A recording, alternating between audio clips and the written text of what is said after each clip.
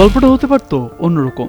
দারুণ ছন্দে থেকেই হয়তো মিশন হেক্সার আরও এক ধাপ এগিয়ে যেতে পারত ব্রাজিল। তবে হালান্ড ঝড়ের পাশাপাশি সিদ্ধান্তহীনতা ও ভুল পরিকল্পনার খেসারত এভাবে দিতে হবে সেলেসাওদের, তা হয়তো বুঝে উঠতে পারেননি কোচ আনচেলত্তিও।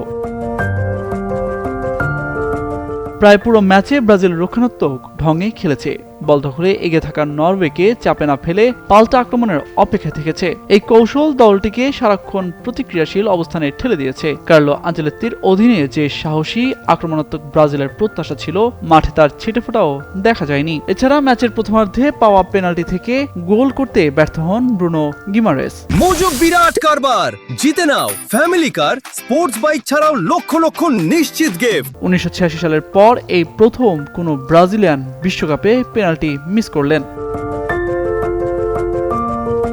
আরেকটি কারণ বদলি হিসেবে নেমে এন্দ্রিক একটি সহজ সুযোগ পেয়েও বল বাইরে মেরেছেন, যা ম্যাচের ভাগ্য বদলে দিতে পারত।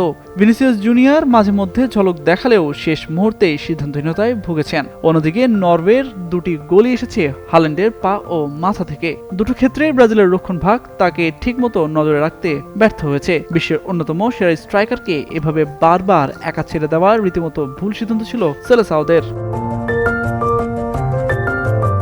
শেষ দিকে দেরিতে পাওয়া পেনাল্টি থেকে নেইমারের গোল সমতায় ফেরানোর আশা জাগালেও ততক্ষণে অনেক দেরি হয়ে গিয়েছিল। পুরো ম্যাচে ব্রাজিলের শরীরী ভাষায় ছিল দ্বিধা আর অস্বস্তি। ব্রাজিলের ম্যাচে বলের দখল নিয়েছিল মোটে 37% সময়ে, যার খেসারত দিতে হয়েছে নরওয়ের হাতে ম্যাচের নিয়ন্ত্রণ তুলে দিয়ে। প্রশ্ন উঠতেই পারে, নাম্বার 10 রুলে থাকা পাকেতা যখন ছিটকে গেলেন, তখন তো নেইমারকেই সবচেয়ে বেশি প্রয়োজন ছিল ব্রাজিলের। তবে তাকে বসিয়ে রাখলেন কোচ কার্লো আনচেলত্তি। তিনি থাকলে হয়তো ম্যাচের চিত্র অন্যরকম হতে পারত।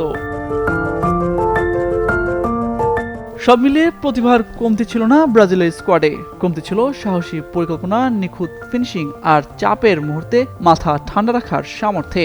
নিজেদের ভুলগুলো নিয়েই এখন আত্মসমালোচনা করার সময় এসেছে সেলেসাওদের। তামজিদ মির্জা, যুগান্তর স্পোর্টস।